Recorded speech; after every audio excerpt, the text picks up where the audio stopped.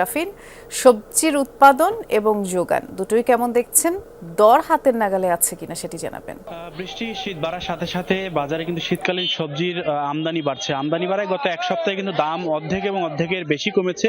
তারপরে কিন্তু ভোক্তারা বলছেন দামটি আরো কমলে আসলে স্বাভাবিক হয়। তবে একটু দাম বেশি আছে, সেটি আলুর বাজারে অনিয়ন্ত্রিত। এখানে নতুন আলু উঠেছে। নতুন আলু কিন্তু পাইকারি এবং খুচরা বাজারে যেটি বিক্রি হচ্ছে সেটি 65 থেকে 70 এবং 75 টাকা পর্যন্ত। কিন্তু এখনো পুরাতন আলুর দাম আসলে কমেনি। পুরাতন আলু কিন্তু বাজারে এখনো 65 থেকে 70 টাকা বিক্রি হচ্ছে। Double million offer Walton fridge কিনে পেতে পারেন 20 লক্ষ টাকা, রয়েছে কোটি কোটি টাকার নিশ্চিত উপহার। পাইকারি হিসাবে কিন্তু খুচরা বাজারে কিন্তু 70 থেকে 75 টাকা পর্যন্ত আলু বিক্রি হচ্ছে।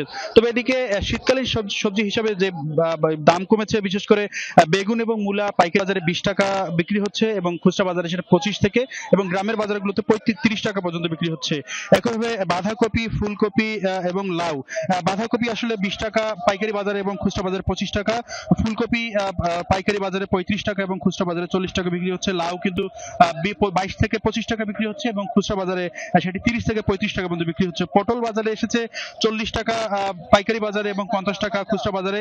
একেবারে ছিম কিন্তু 55 টাকা পাইকারি বাজারে এবং 60 টাকা খুচরা বাজারে।